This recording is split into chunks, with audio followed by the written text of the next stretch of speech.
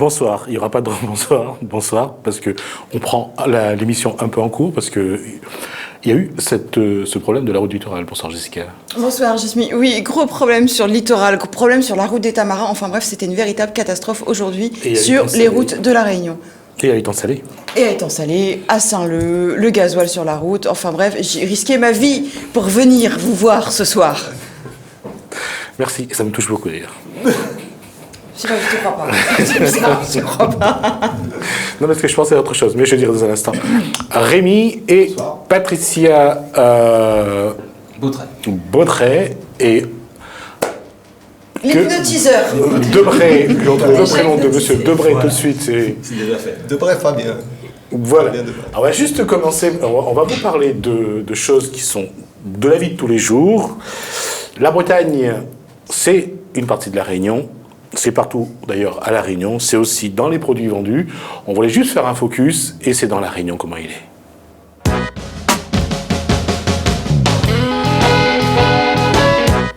Alors, je vous pose la question, qu'est-ce qu'on mange de breton à La Réunion? Il y a les galettes. Et Jessica, après, qu'est-ce qu'il y a d'autre? Qu'est-ce qu'on mange?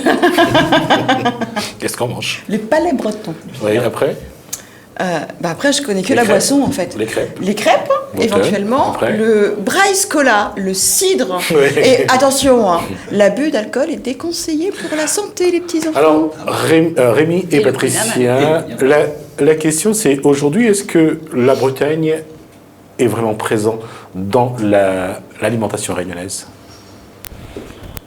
Par notre biais, alors, oui, maintenant. Vous êtes donc chef d'entreprise, vous avez un magasin qui vend que des produits bretons. C'est exact.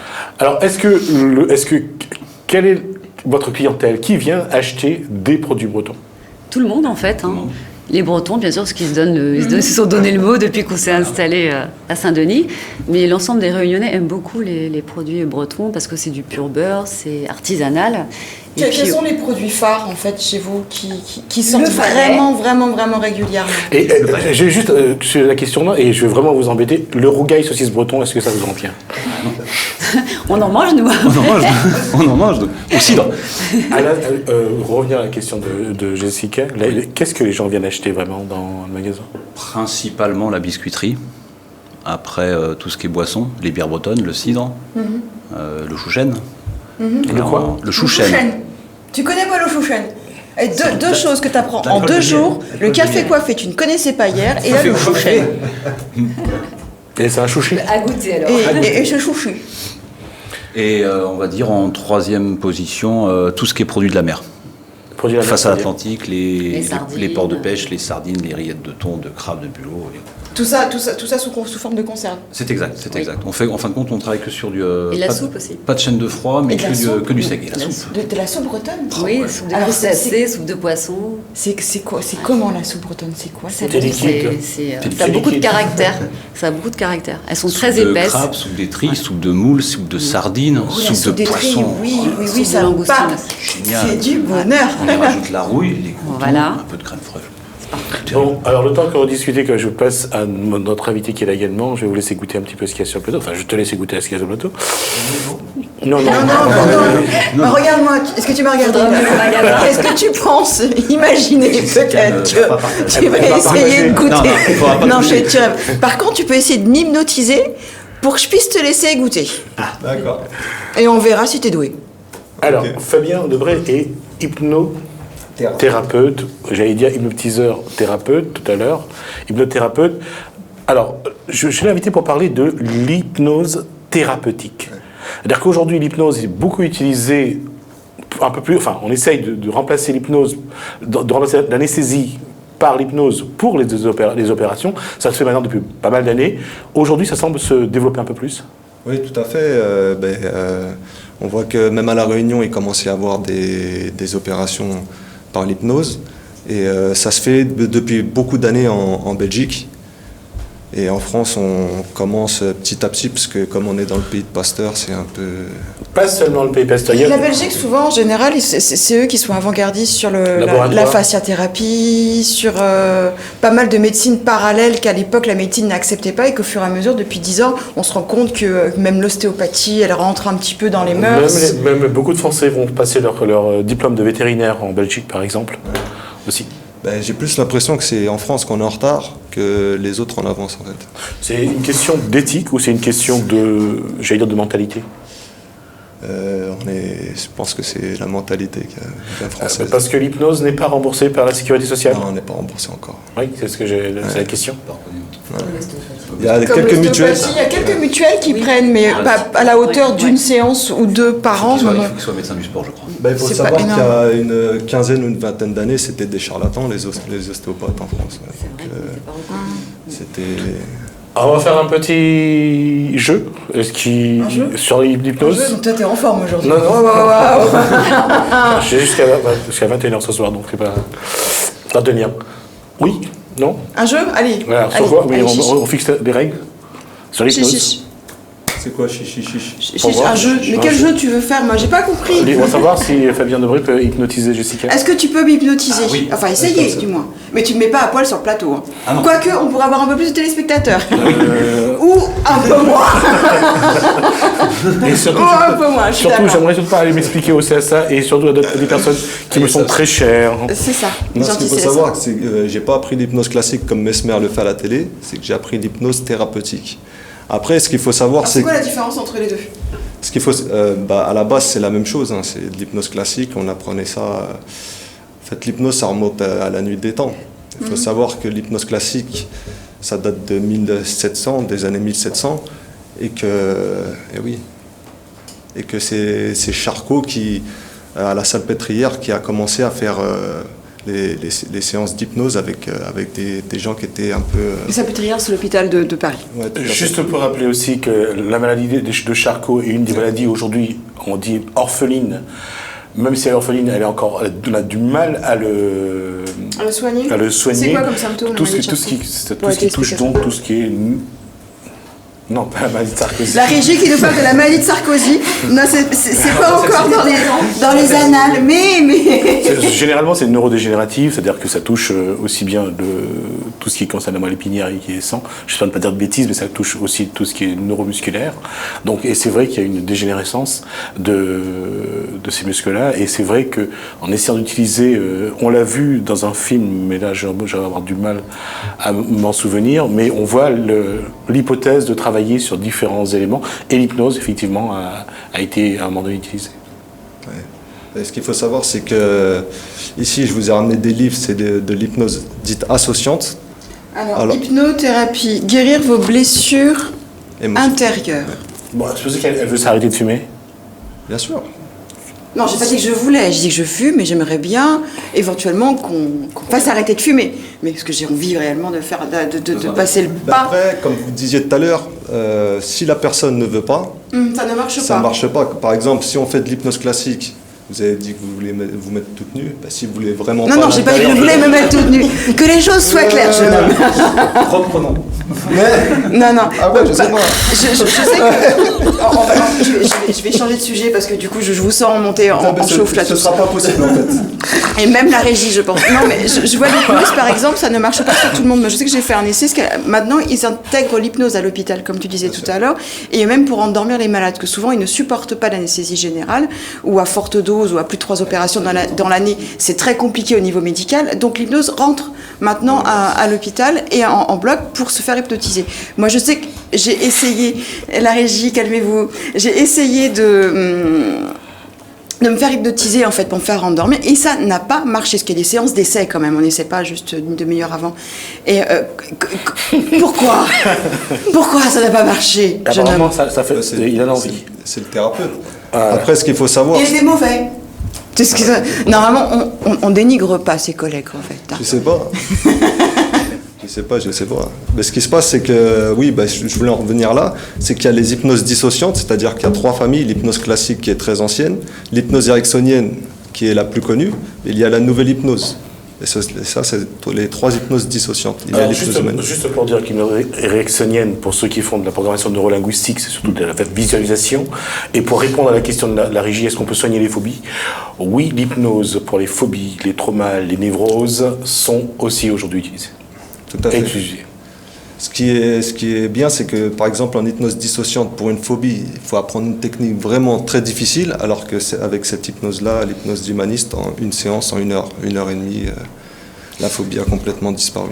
En 1h30 de séance, si moi j'ai peur du vide, on peut me la calmer. En fait, ce qu'il y a d'incroyable avec cette hypnose, c'est que la personne trouve les ressources elle-même. C'est-à-dire que la personne a les solutions à elle-même. Et donc, nous, on va l'emmener dans un certain état, donc en transe, en état modifié de conscience. Et dans cet état-là, vous allez trouver votre propre solution. La personne est toujours éveillée, toujours consciente. Alors, on a des solutions aux phobies.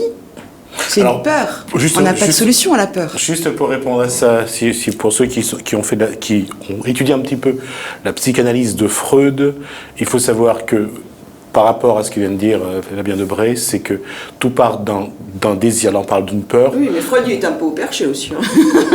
Oui, bien sûr, mais comme peut l'être tout individu. Je veux dire, c'est pas Freud plus qu'un autre. Chacun est confronté à quelque chose en soi. Les phobies, les névroses, le désir, qu'importe. Mais après, c'est de gérer cette émotion-là particulière, qui est bien ancrée. Ce qu'il faut savoir, c'est que on va prendre comme image l'ordinateur. On a tous un disque dur qui est l'inconscient. Tous les programmes sont à l'intérieur. Il suffit juste de travailler avec, de changer ce programme. Et tout marche bien. Il faudrait peut-être que je fasse ça avec mon ordi, en fait. C'est pour ça que ça ne marche pas. Je vais simplifier un petit peu. C'est-à-dire qu'on ne change pas le logiciel, on change les données du logiciel. Tu es en train de m'expliquer parce que je suis blonde, là? Juste aujourd'hui. Aux téléspectateurs, merci. Merci Alex, à la régie. Voilà. Alors, on va juste revenir le temps de souffler un petit peu sur tout ce qu'on a dit. Tu as goûté ou pas? Non, j'ai pas goûté encore. Est-ce qu'on peut goûter sur le plateau? Bien évidemment, allons-y. On va commencer par le palais breton pur beurre. Tous les produits de Bretagne sont... Enfin, tout ce que vous faites venir, c'est pur beurre, c'est artisanal, il n'y a pas d'industrie... C'est pas industrialisé. C'est une maison familiale, en fait, la Trinitaine. D'accord. Ça existe depuis 60 ans. Vous certifiez que tout ça vient de la région de Bretagne? Oui, bien sûr. Il n'a pas fait un petit séjour par la Chine. C'est fabriqué à Saint-Philibert, en fait, dans le Morbihan, au siège social de la Trinitaine. Merci. Non, j'ai fait Goûtons. Faites tourner. Hypnotisé, là. Pour la régie, vous pouvez monter venir chercher les... Non, régie, vous inquiétez pas, on vous en laisse. On ne parle pas à la bouche pleine. Allez-y, on va les prendre tout de suite, parce que après, à la fin de l'émission, je ne sais pas s'il en restera. Donc, je vais revenir là sur ce qu'il y a à la Bretagne. Oui. Il y a un club de Bretons à La Réunion, il y a une association qui s'appelle l'ABR, effectivement. Qui s'appelle l'ABR, c'est l'association Bretagne-Réunion, Amical ou Amical Bretagne. Bretagne-Réunion, qui organise pas mal de fest-noz et autres. Non, c'est quoi une dans les 4 coins de fest-noz? Alors, le fest-noz, c'est une fête de nuit en breton. Donc en fin de compte, on danse, on chante, on boit. Attention, l'abus d'alcool est dangereux pour la santé. L'abus d'alcool, déconseillé. De la bière bretonne. De la bière bretonne, du cidre. La bière bretonne, il y a un goût particulier. Enfin, je connais rien à la bière, je fais moins intéressant. Il y a un goût particulier. Il y a plusieurs brasseries, ça reste encore des brasseries artisanales, c'est ça. Ouais. Donc ils ont un suivi qualité quand même. Donc ils sont toujours avec leur... Oui, c'est des bières qui tirent en plus assez fort, jusqu'à 8 degrés, donc je vais pas citer les noms, mais de 6,5 à 8 degrés, ça commence à... C'est des bières de bonnes bières, oui. C'est pour ça qu'on fait de bons fest-noz. D'accord. Et j'allais dire, la diaspora bretonne à La Réunion...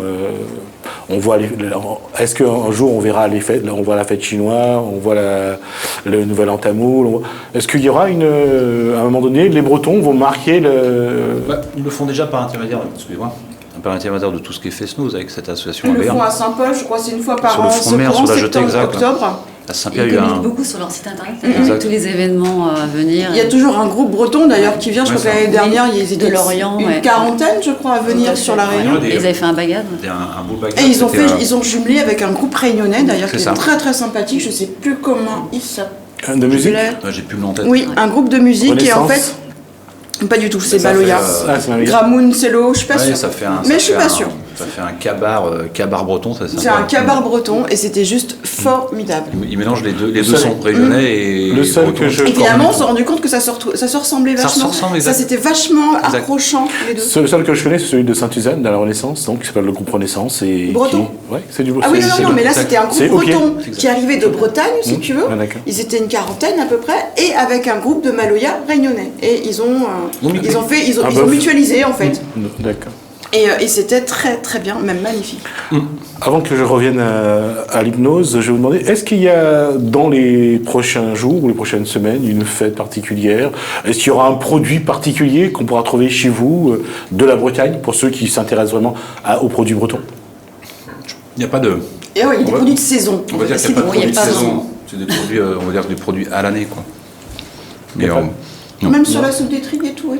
Disons que ça, la soupe, c'est vrai que ça se vend plus l'hiver à La Réunion. Oui. Quand il fait très très chaud, c'est vrai qu'un peu moins, mais quoique. On mange bien chaud à La Réunion, on n'a pas le choix. On peut vous trouver où sinon Rue du Maréchal Leclerc. La rue Maréchal Leclerc à côté de l'agence Corsair, tout là au Grand Marché Malgache. Côté de la mairie, quoi. Là où on circule encore en véhicule. Avant la rue de Paris. Et combien de produits sont référencés de Bretagne chez vous? On a 400. La Trinitaine doit avoir plus de 1200 références. Ah, quand même. Et nous, au bout d'un an, La Réunion doit être rendue à 500 références. Donc chaque fois qu'on commande des produits, on recharge en référence. On ajoute des nouveautés. Plein de nouveautés. D'accord, mais quelle sorte de nouveautés Parce qu'on a parlé du palais, de la galette, des crêpes, du Braise Cola, parce qu'il y a du cola breton. Il y a du cola breton. Il y a du cola breton. Qu'est-ce que ne fait pas la Bretagne? En fait, c'est produit en Bretagne. Produit en Bretagne. Et ce sont les premiers, les Bretons, à avoir créé un cola régional. Cola pays. Parce que plusieurs s'y sont mis en fait derrière, mais c'est d'abord la Bretagne. Et ça se vend sur tout le territoire français, ce cola? Oui, mais plus spécifiquement en Bretagne, là il s'installe à Paris, en région parisienne. Il commence à... Dans les boutiques toujours, boutiques d'épicerie fine. On va les retrouver maintenant aussi en grande surface. En distribution aussi. D'accord. Ouais. Et une question, est-ce que vous êtes branché TV Braise sur le bouquet? On a TV Braise, effectivement. Ouais, tout le monde oui. Et il y a des productions de Bretagne qui apparaissent, ou c'est des reprises de séries, comme on voit parfois Non, c'est des reprises. Il y a beaucoup de plateaux un peu similaires à celui-ci. Il y a pas mal d'émissions locales, d'informations locales. Il y a beaucoup de choses comme ça, quoi. Qu'on va retrouver dans le Pays Basque. Et je vais faire quelque chose que je connais un petit peu et qui a sans doute agacé Jessica. Vous vous intéressez à la politique, de ce qui passe en politique en Bretagne? On suit, de toute façon. On suit. On est obligé. Mais plus niveau national, de toute façon, c'est interdépendant. Le dossier chaud Notre-Dame-des-Landes. Oui, ça. En l'occurrence. Ouais. Voilà. Et puis il y a aussi une revendication aujourd'hui, qui est maintenant depuis quelques années, c'est que la Bretagne revendique un peu plus d'autonomie. Elle le souhaite, oui, effectivement. Elle le souhaite, effectivement. Comme les Catalans, les Basques, la Catalogne, le Pays de la Loire, la France. C'est ça. Ou d'autres régions de France. C'est vrai qu'ils se manifestent plus que d'autres régions. Des fois. Je voulais juste revenir, c'est juste une tuerie, en fait. Mais vraiment. Je vais revenir là-dessus. Alors, l'hypnose thérapeutique, aujourd'hui, c'est vraiment apporter un soutien à la médecine? C'est complémentaire. Aujourd'hui, on ne peut pas dire que c'est un réel soutien, parce qu'ils ne veulent pas trop encore... C'est encore à l'état, je dirais, embryonnaire, où on voit même parfois, on fait venir des prêtres pour... non, je connais parce que j'en ai rencontré. On fait venir des gens qui sont un peu mystiques, je dirais, pour aider à guérir quelqu'un de malade. Ouais. Tu parles de désenvoûtement, là? Entre autres. Je n'osais pas le dire. Là, c'est autre chose. Non, je ne veux pas, parce que si la médecine n'en parle pas, c'est qu'on aura du mal, nous, d'en parler, d'ailleurs. Et justement, là-dessus, même l'hypnose, ils ont du mal à accepter. C'est pas qu'on n'accepte pas, c'est que qu'on ne travaille pas avec ces personnes-là. T'es gentil, et c'est dit gentiment. Mais qu'est-ce qui explique que, encore une fois, c'est qu'ils ne croient pas en vous, ou vraiment ils ont peur de quelque chose qu'ils eux ne maîtrisent pas? Et ce qui est clair, c'est que quand nous, on a tout ce qu'il faut pour guérir, on a tout ce qu'il faut pour réaliser nos rêves, on a tout ce qu'il faut en nous pour se soigner. Est-ce que c'est délicat, en fait? Ça peut être délicat d'essayer de dire, quelqu'un vient vous voir en disant, j'ai un problème de santé quelconque, et vous pouvez éventuellement guérir cette personne. On est d'accord, parce que c'est ce qui est dit plus ou moins dans la préface du bouquin. Cette personne est susceptible d'arrêter un traitement. Et que ça peut être très dangereux au bout du compte. Parce que si ça marche pas, parce que ça marche pas à 100%, on est bien d'accord que l'hypnose, ça marche des fois et parfois non. On n'a pas le droit de dire à la personne d'arrêter. Oui, non, mais la personne, elle prend ses dispositions, elle ne prend plus elle a confiance en vous. Et donc c'est peut-être pour la médecine, ça peut être un peu délicat qu'il y a des pathologies qui ont besoin de traitement et qu'en faisant confiance à des gens qui hypnotisent, ils peuvent croire un peu au Père Noël et puis au bout du compte, ils passent l'arme à gauche. Nous, ce qu'on peut faire, c'est un accompagnement. Après, les traitements médicaux, il faut qu'il voit avec son médecin. Nous, on n'est pas là pour... Le problème qui se pose dans tout ce qui concerne la thérapie ou la psychothérapie, c'est jusqu'où peut aller le psychothérapeute ou l'ergothérapeute ou l'hypnothérapeute. Lorsque, par exemple, ça c'était un sujet qui fâche, et surtout dans la médecine, c'est l'auto-guérison. Lorsque... on n'a pas le droit de dire oui, mais on le voit quand même sur les réseaux sociaux, on les voit sur des sites spécialisés, on parle d'auto-guérison. Mais si je peux vous sortir une anecdote, c'est que j'avais un lumbago. Et ce qui s'est passé, c'est que j'avais vu l'ostéo et que j'arrivais toujours pas à me lever en fait. Donc j'ai fait, comme on dit, une auto-hypnose. Et ce qui s'est passé, c'est que depuis un moment, je me disais, j'en ai plein le dos en fait. J'en ai plein de dos, j'en ai plein de dos, j'en ai plein de dos, j'en ai plein de dos. J'ai fait une séance d'auto-hypnose. Et ce qui s'est passé, c'est quand on parle de visualisation, je me suis vu avec plein de sacs de pierres, un sac plein de pierres dans le dos. Donc je l'ai retiré. Et ce qui s'est passé, c'est que à la fin de ma séance, j'ai réussi à me lever en fait. Et la marmotte, elle met le chocolat. Non, je rigole. Bien. C'était un peu méchant, mais c'était direct. Non, je rigole. Non, je peux comprendre, mais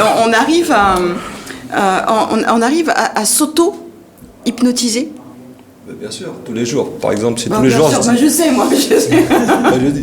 Si tous les jours on se dit je suis nul, à un moment donné, on va se dire on est nul. Donc c'est bien de l'autosuggestion. Là, Fabien Debré parle un peu de sa petite vie, de sa vie. C'est-à-dire que à un moment donné, lorsqu'on entend, et c'est vrai, ça c'est quelque chose, on appelle, entre la pensée positive et la psychologie positive, il y a une réalité. Si quelqu'un passe son temps à vous dire que vous êtes nul, que vous ne valez rien, à un moment donné, vous finissez par le croire. C'est une évidence. Ou inconsciemment. Et c'est ce que j'ai justement, c'est ce qui a permis à Fabien Debré, lui, de... Bien sûr, c'est que... De franchir le pas. En fait, ce qui s'est passé, c'est que toute mon enfance, j'ai entendu les professeurs dire que j'étais nul, ma sœur dire que j'étais un bon rien, ma mère dire que j'allais finir dans une poubelle. Et ce qui s'est passé... maman ? Ouais, ma maman. Oh, c'est pas gentil ça. Et donc ce qui s'est passé, c'est qu'au bout d'un moment, j'étais nul à l'école et que j'étais bien content d'être nul parce que comme ça, ma maman... Elle était contente, ça confortait dans son... Et puis, surtout, Fabien Debré avait une bonne raison pour ne pas travailler à l'école. C'était sa routine de vérité. Bien sûr. Alors, c'est vrai qu'aujourd'hui, quand on parle d'auto-hypnose, quand on parle de hypnose humaniste, aujourd'hui, pourquoi humaniste, voie de guérison et d'éveil ? C'est-à-dire que l'exploration, l'introspection est nécessaire ? Alors, justement, humaniste, pourquoi ? Parce que elle est complètement différente des autres hypnoses. C'est-à-dire, comme je vous l'ai dit tout à l'heure, elle est associante. C'est-à-dire que la personne est toujours en éveil. Il y a toujours l'inconscient et le conscient. Et nous travaillons justement avec les strates extérieures qui font que justement on arrive à un état extraordinaire de conscience et que nous pouvons travailler justement avec des symboles. Par exemple, pour la phobie, au lieu de revoir la scène en régression, on va juste changer un symbole et la personne est guérie en fait. Je peux te poser une question. Ton enfance n'était pas terrible, difficile. Qu'est-ce qui t'a réveillé ? Qu'est-ce qui m'a réveillé ? Ce qui m'a réveillé, c'est qu'en fait, à 31 ans, comme je l'expliquais tout à l'heure, c'est que j'avais lu aucun livre, je savais à peine écrire, je ne pouvais pas parler avec les personnes. Et j'arrivais à la fin de ma carrière footballistique, parce que j'ai joué qu'au foot toute ma vie. Et ce qui s'est passé, c'est que je me suis dit, qu'est-ce que je veux faire ? J'ai un enfant de 2 ans, je vais faire entraîneur de foot. Et à ce moment-là, j'ai lu des livres de Freud, de philo et de management pour pouvoir être coach, pour comprendre comment le cerveau humain fonctionnait. Et ce qui s'est passé, c'est que je suis tombé sur une personne qui pratiquait l'hypnose humaniste, qui m'a proposé plutôt de faire 6 mois en manager d'entreprise, de faire 2 mois en hypnose, 2 jours d'hypnose en coaching. 2 jours. Voilà. Donc j'ai fait les 2 jours, et ce qui a révolutionné ma vie. Aujourd'hui, je suis thérapeute 2 jours en coaching, c'est passer du temps à regarder dans une seule direction et entendre des mots, parfois qui sont très forts, qu'on entend d'ailleurs en programmation neurolinguistique lorsqu'on s'initie ou qu'on devient technicien.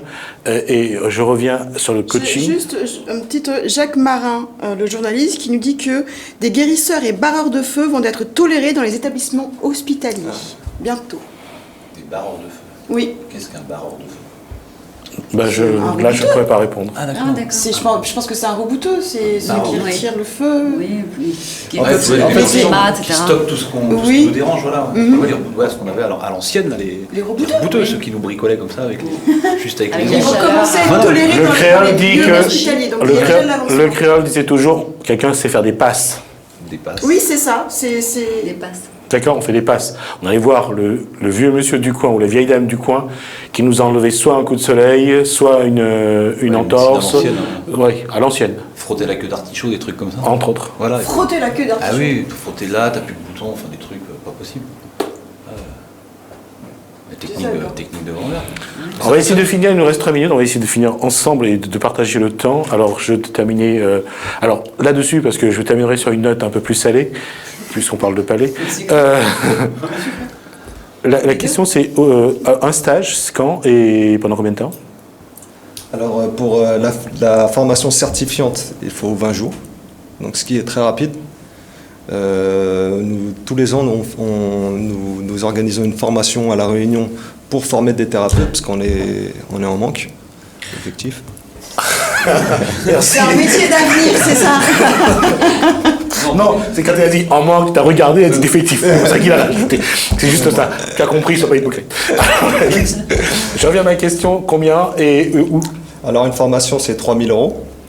Et elle se passe à Saint-Gilles, en fait. Lorsque les gens obtiennent ces diplômes, est-ce qu'ils peuvent après travailler de manière à être reconnus aussi bien par les différentes instances médicales ou autres? C'est ça la question, parce que s'ils vont venir mettre de l'argent dans un diplôme pour avoir un diplôme, après il faut que ça leur serve à quelque chose. Ce qui se passe, c'est que l'hypnose n'est pas reconnu par l'État. Voilà. Donc, encore une fois, ça sera de la psychothérapie. Déjà, j'ai pas l'impression qu'on puisse dire hypnothérapeute. Déjà, je dis que je suis coach en développement personnel. Oui, ça passe beaucoup plus facilement, effectivement. Au niveau des mots en France, on est un peu. On a peur. Oui, on ne dit plus femme de ménage, on dit technicien de surface. Merci en tout cas, merci pour toutes ces informations. En tout cas, on en a appris un peu plus. Et puis, je ne sais pas si on aura l'occasion de venir vous voir pendant ce stage. Mais en tout cas, ceux qui sont intéressés par l'hypnose, en tout cas, il y a un diplôme. C'est vrai que 3 000 €, c'est pas donné non plus. Mais pour ceux qui s'intéressent vraiment, ça vaut la peine. Est-ce qu'il vous faut des cobayes, en fait, pour le stage? La formation, les cobayes, ce sont ceux qui sont ceux qui font la formation. Oui. Alors, auto-hypnose, non. C'est ça. Patricia et Rémi Beaufray, donc merci pour tous ces produits bretons. Je souhaitais, moi, pourquoi je vous ai invité aussi, c'est que je voulais montrer que la Bretagne, c'est vraiment une part, c'est pas souvent qu'on le dit, mais c'est vraiment une part importante dans tout ce qui est histoire de la Réunion. C'est un peu breton, hein. Je crois que sur les 8000 premiers habitants réunionnais, 53% d'entre eux étaient bretons. Tu sais qu'avec le fret qui vous ne sentez pas privilégié aujourd'hui? Le peuplement de la Réunion s'est fait de la Bretagne jusqu'à Madagascar, de Madagascar jusqu'à la Réunion. Tout le fret partait de ces ports-là, de l'Orient et tout. Donc voilà, ils restaient s'installer. C'est exact. Ce qu'avait fait Colbert, entre autres, la route des Andes, je crois. Exact, ça passait aussi. Il y avait une monnaie bretonne qui avait été frappée. À la Réunion ici, c'est exact. Donc c'était pas un hasard. J'ai vraiment invité. Non, c'est pas un hasard. Non. Voilà, c'est vraiment pour montrer que la Bretagne a vraiment une part très importante. Ça fait partie intégrante de la Réunion, je dirais. C'est quelque chose, je pense, qui est important de dire et aussi de montrer, pas seulement à travers des palais qui ressemblent parfois à des bonbons piments. Des palais qui ressemblent à des bonbons piments, non, c'est très très bon. Autre chose, c'est que l'île est quand même grande, on n'a qu'un point de vente. Donc on a mis la boutique en ligne qui s'appelle réunibresse.re. On peut y faire ses... Alors Bresse, il faut bien savoir que c'est B-R-E... Bretagne en breton. Z-H. Voilà, réunibresse.re.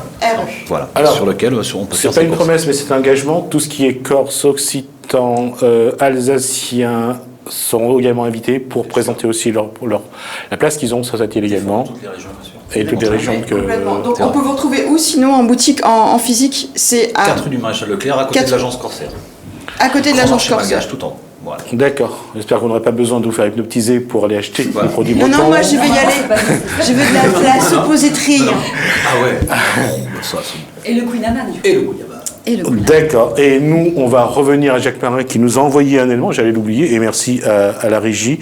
Donc, juste pour dire que c'était hier, l'Assemblée départementale, l'Assemblée plénière du département, pour présenter, bien sûr, les orientations budgétaires 2 jours après l'Assemblée plénière du Conseil régional.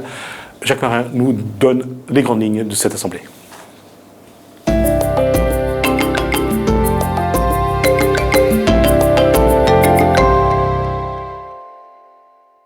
Envie de rencontre dans ta région? Envoie Géo au 61 62 et dial maintenant avec les milliers de connectés près de chez toi. Géo au 61 62. C'est rapide, facile et tu reçois leurs photos sur ton mobile. Géo au 61 62. Vous êtes artiste? Vous souhaitez sortir votre album sous forme de CD, DVD ou clé USB? N'hésitez plus et appelez-nous au 06 92 86 59 50. Devis sur demande à partir de 100 exemplaires. En plus, le code barre est gratuit. Alors qu'attendez-vous? Appelez-nous au 06 92 86 59 50. Envie de rencontre dans ta région? Alors envoie par SMS nous au 61 62. C'est rapide, facile et tu reçois leurs photos sur ton mobile. Envoie-nous au 61 62 et chatte avec des milliers de connectés près de chez toi. Nous au 61 62.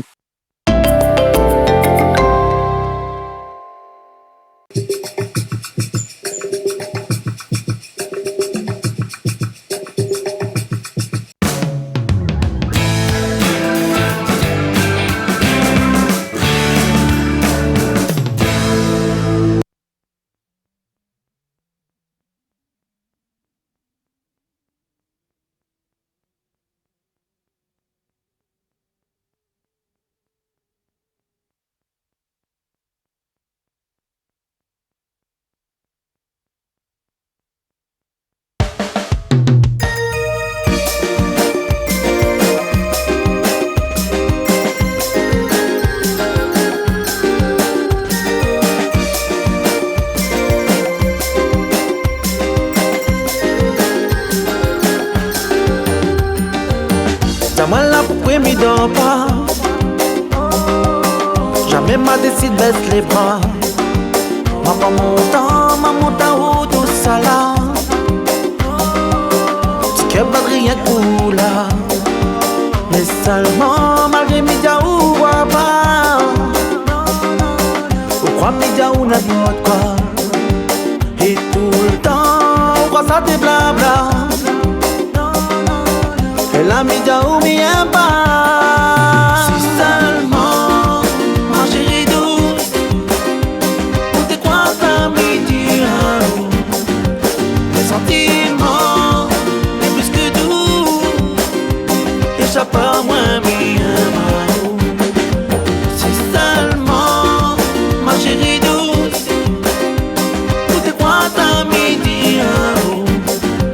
Les sentiments, les plus que doux, échappe à moi mi amour. Pourtant il est beau l'amour, c'est tout ton amour. Que moi la rôder, puis dans il a visé. Pourtant il est beau l'amour, c'est tout ton amour. Que moi la rôder, le bon Dieu lui l'a donné. Imagine bien quand on l'écoute de moi du doux. Oui ton présence mi rend à moi fou. Imagine à où que m'y prend une main, m'y passe à genoux. Si seulement t'es crois mes sentiments échappent à moi, m'y aime à où. Si seulement, ma chérie douce, t'es crois ça m'y dira. Mes sentiments, les plus que doux, échappent à moi, m'y aime à où. Si seulement, ma chérie douce,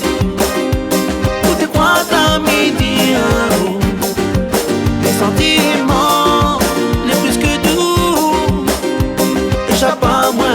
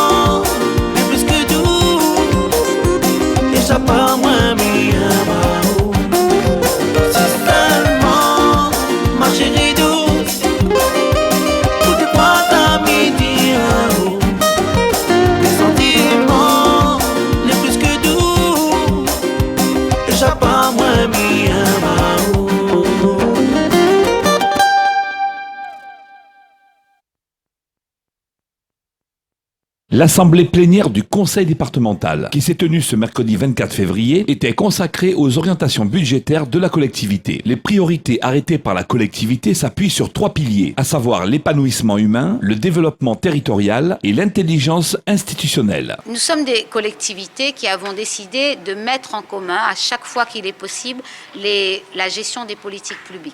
Et ça vaut pour, par exemple, les étudiants, parce que nous payons des bourses pour les étudiants, la région accompagne pour les billets d'avion, ou quand les doctorants, ils prennent en charge les bourses. Donc mettre tout cela en musique pour que l'étudiant et les familles y gagnent, en parcours, en temps, en simplification, me semble être nécessaire, et la maison de l'étudiant verra le jour en 2016. De la même façon, quand nous accompagnons l'insertion professionnelle, mais que la région a la compétence de la formation professionnelle, eh bien nous pouvons, pour les mêmes publics concernés, mettre en commun nos politiques pour que ce soit le jeune qui sache quoi, comment et avec qui. Donc c'est cela, la volonté que le président de région Didier Robert, que moi-même, présidente du conseil départemental, nous avons, au-delà des étiquettes politiques ou des partis politiques. Nous avons le soin et la responsabilité de mettre en commun ce qui peut se faire. Ça vaut également pour la culture, pour le sport. Nous aidons les ligues, les comités, la région le fait aussi. Si nous partageons nos informations, nous allons peut-être pas seulement simplifier, mais aussi mieux faire et avec moins. Quand vous êtes président d'une collectivité, c'est comme être un père de famille. Vous devez gérer votre budget, qui est quand même, je veux le dire, un gros budget. 1,5 milliard d'euros. Le conseil départemental, il ne fait pas pitié. Dans ce budget, la part que tu payes de dépenses obligatoires sur le RSA, sur l'APA pour les personnes âgées, l'aide ménagère pour les personnes âgées, l'AH pour les personnes porteuses de handicap, la PCH, et ben, ce budget augmente d'année en année. Ben, donc, ce que on doit mettre là, oui, ça y retire ailleurs. Donc on regarde comment la solution d'augmenter les impôts, les élus ne l'ont pas choisi. Donc, où c'est qu'on va prendre de l'argent pour qu'on continue à faire en sorte que le Réunionnais soit un Français à part entière. Toutes les augmentations qui sont votées sur le plan national, eh ben, le Réunionnais français, il doit pouvoir également bénéficier de cela. Nous gérons en bon père de famille un budget. Et donc c'est vrai que ça demande un travail d'équilibriste, mais vous en faites pas. Jusqu'à présent, nous avons plus ou moins bien réussi cet exercice. Depuis 2004, nous dénonçons le désengagement de l'État sur le RSA et nous demandons qu'aujourd'hui, ce RSA soit recentralisé par rapport à l'État. Mais c'est ce que demande aussi l'ensemble des présidents des autres conseils départementaux. Et il y a une réunion qui doit avoir lieu entre le ministre Manuel Valls et le président de l'Assemblée des départements de France, M. Bussereau.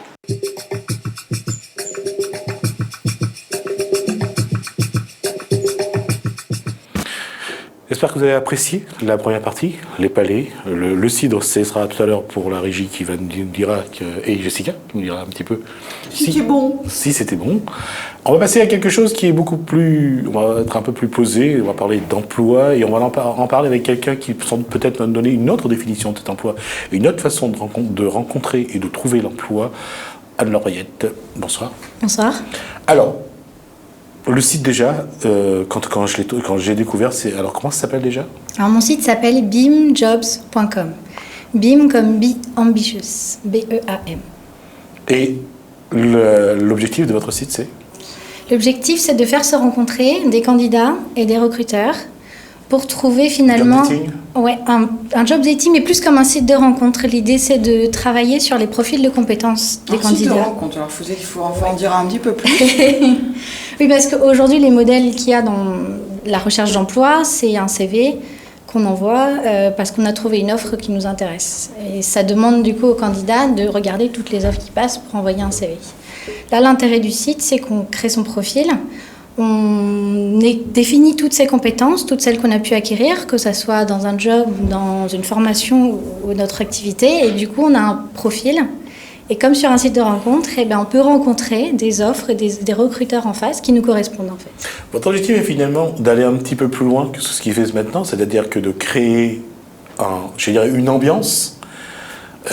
J'allais dire de speed dating, mais ils ont le temps. C'est un peu ça l'idée. Ouais. Là, ils ont le temps. Ils ont le temps de s'asseoir, de prendre un verre, d'échanger. Je pense que ce que vous souhaitez faire, vous, c'est que le recruteur ou celui qui cherche du travail regarde au-delà du chef d'entreprise au-delà surtout des lignes du CV.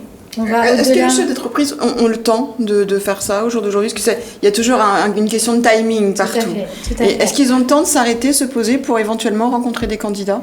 Aujourd'hui, un recruteur, quand il met une offre sur plusieurs sites, il reçoit des centaines de candidatures, donc des CV, qui de toute façon, il doit passer du temps à lire et à sélectionner. Là, l'idée, c'est de leur proposer un site qui fait déjà ce tri-là, en fait. Donc ça leur fait gagner du temps là-dessus et donc ils peuvent se concentrer sur l'humain. Donc vous avez donc un espèce d'entonnoir qui va donc faire à plusieurs niveaux faire ce qu'on appelle des sélections, j'allais dire des tris, mais des sélections.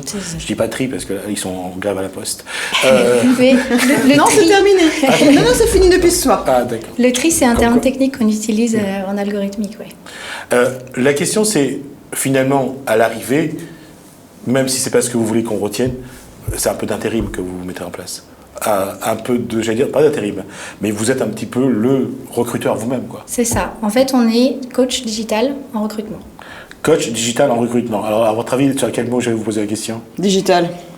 Pourquoi? Coach. Non, c'est coach. Coach digital parce que c'est en ligne. Ouais. Et coach parce qu'on accompagne aussi le recruteur à définir le profil qu'il veut recruter. Donc, aujourd'hui, il y a des fiches de poste, mais on va au-delà de la fiche de poste. Quelle personne vous voulez recruter? Est-ce que le CV est tapé écrit ou il est fait en image? Est-ce qu'il y a une présentation est-ce que le CV est fait en vidéo? Ah non, il n'y a pas de vidéo et j'ai pas prévu ça aujourd'hui. Vous travaillez toujours sur la graphologie? Pas du tout. Donc le CV est dématérialisé, numérique. Ouais. D'accord. Et ma question, et je reviens sur ce que je disais tout à l'heure, finalement, c'est vous qui êtes le recruteur, mais est-ce que si demain vous trouvez qu'un profil qui ne correspond pas à ce qui est demandé, mais qui peut être un bon profil, vous pouvez convaincre, vous, un chef d'entreprise, de travailler avec cette personne? Non. Pourquoi? Parce que, en fait, on a tellement travaillé notre algorithme et notre façon de sélectionner les gens que s'ils ne correspondent pas à la demande, forcément, de l'autre côté, le recruteur va me dire « mais ça va pas du tout ». Alors, est-ce que votre algorithme est fiable aujourd'hui? Est-ce qu'il n'y a pas des plantages? Il y aura forcément des plantages, mais en fait, c'est un algorithme qui est apprenant. C'est-à-dire qu'au fur et à mesure que les recruteurs vont dire « j'aime ce profil » ou « j'aime pas », et bien finalement, l'algorithme va s'enrichir de ça.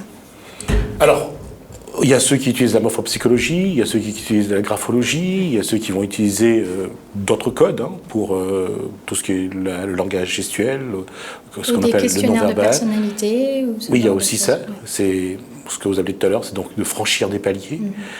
Qu'est-ce que vous apportez aujourd'hui, vous? Moi, je fais en sorte qu'on se concentre plus sur les compétences, sur les savoir-faire. Et ce qui est important là-dedans, c'est qu'on peut acquérir des compétences en dehors de son boulot. En faisant des activités, ce que j'appelle extra-professionnelles, faire de l'associatif, faire du sport, ça nous permet d'acquérir des savoir-faire et des compétences qui apparaissent pas finalement dans notre CV et qui font partie de nous-mêmes. Donc j'essaye de faire ressortir l'humain finalement. Et vous arrivez à sortir ce que j'allais vous poser, parce qu'en fait on a l'impression, en travaillant sur du digital comme ça, qu'on retire le côté l'humain, on retire l'humanité et tout est dans une petite boîte avec des algorithmes, ils font le tri tout seuls, il y a des likes, il y a des non-likes, avec ça on fait une petite torbouille et finalement il n'y a plus rien d'humain, parce qu'on sait qu'un CV souvent c'est très joli, ça marche au poids ou au kilo suivant les recruteurs, mais souvent, quand on rencontre une personne, quelqu'un qui aura 4 lignes en moins sur son CV sera beaucoup plus intéressante pour le poste que quelqu'un qui en a 5 de plus ou 4 de plus. Alors, dans ces cas-là, comment ça se passe? Parce que c'est pas humain. Enfin, voilà. En fait, on se concentrera plus sur les compétences humaines, finalement. Quelqu'un qui a du relationnel, qui a travaillé en tant que manager, peut-être parce qu'il est chef d'une équipe de foot et pas forcément parce qu'il l'a fait dans son boulot, aura du leadership. En fait, voilà, il y a des mots-clés sur lesquels on travaille. Physiquement? Non, ils le font en ligne, c'est du déclaratif. Voilà, mais c'est pas humain. Je vais revenir. Oui, mais du coup, si on gagne du temps sur la partie technique, on va en le récupérer sur la partie humaine. C'est ça qui est intéressant. Je vais revenir à ça. Juste, quelle est votre formation? Oh, moi, j'ai fait un double diplôme. Je suis à la fois ingénieure et j'ai fait aussi une école de commerce. Et en termes de management et en termes aussi d'outils, de tout ce qui est process en communication, outils de communication, quelles sont vos préférences? De le digital. D'accord. Alors, vous pensez que, j'allais dire, en se cachant derrière des algorithmes, vous pensez que vous pouvez détecter ces valeurs humaines que vous essayez de mettre en avant finalement? Étonnamment, oui. D'accord. Étonnamment, ça ressort. En tout cas, aujourd'hui, on le voit sur le site. Les profils qui ressortent sont des profils qui ont fait plein de choses, mais finalement qui n'ont peut-être pas suivi les carcans qu'on essaye de leur donner aujourd'hui. C'est on fait une formation, puis après on fait tel job parce que ça correspond à la formation. Et il y a beaucoup de profils qui ont fait plein de choses. Un tour du monde, ça apporte plein de choses. Donc... Et je vais faire le tour. Je vais juste répondre à ce que disait. Non, je vais répondre à Alex qui disait que tout est mathématique.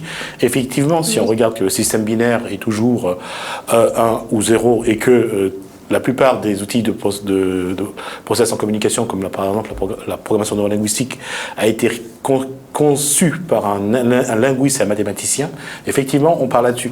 Mais il y a quelque chose qui est je vais contredire ce que dit Jessica. En fait, son algorithme lui permet en fait d'ouvrir l'ensemble et de revenir au point de départ, c'est ça? C'est ça. En fait, quand c'est un recruteur qui a l'habitude de recruter des profils qui ont déjà fait le même job avant, il occulte finalement le reste du CV, le reste de la personnalité. Et effectivement, j'essaye d'ouvrir le champ des possibles en proposant un algorithme qui prend tout en compte. C'est-à-dire que vous laisserez toujours une fenêtre ouverte à la personne que son profil ne correspond pas au travail, enfin au job qui serait là ou pas d'ailleurs. Il faut qu'il y ait un minimum de correspondance. Ouais. Et après, effectivement, on laisse le libre choix au candidat de s'exprimer. Mais vous arrivez à indiquer ça, à expliquer ça aux personnes qui viennent vous voir, montrer qu'aujourd'hui, vous mettez en place un système qui leur laisse la porte ouverte à tous les champs de possibles que vous pouvez proposer? Oui, étonnamment, beaucoup de recruteurs et des recruteurs indépendants, des cabinets de recrutement sont très intéressés par la démarche. Ils ont cette idée de ramener l'humain dans les ressources humaines. Ça s'appelle pas, c'est comme ça pour rien.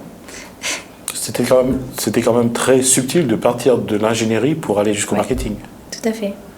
Et aujourd'hui, sur les personnes que vous placez en entreprise, est-ce que le profil correspond vraiment? Est-ce que le développement aussi que vous proposez dans les algorithmes que vous proposez, est-ce que ça va dans le sens du travail qui est demandé? Aujourd'hui, j'ai encore placé personne. Le site a 1 mois et demi.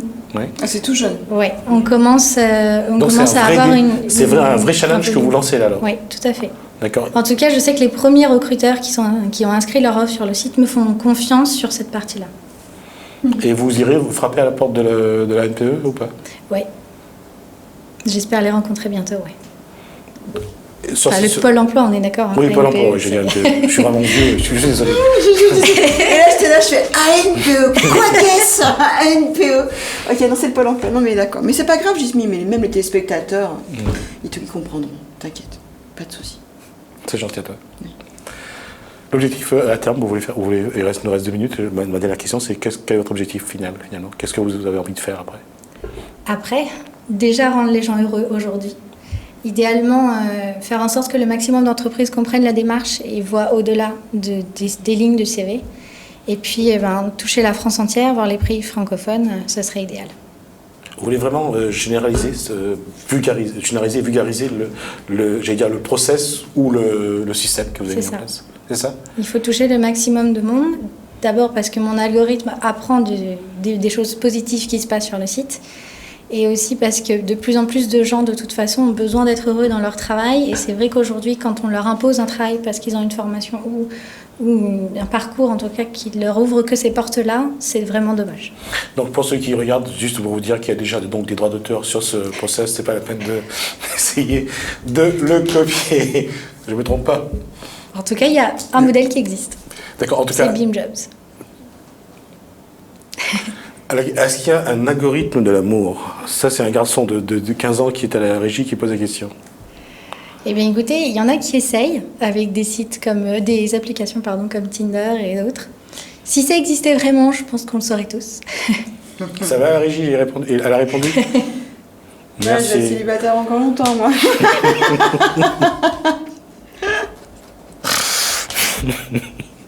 Bravo.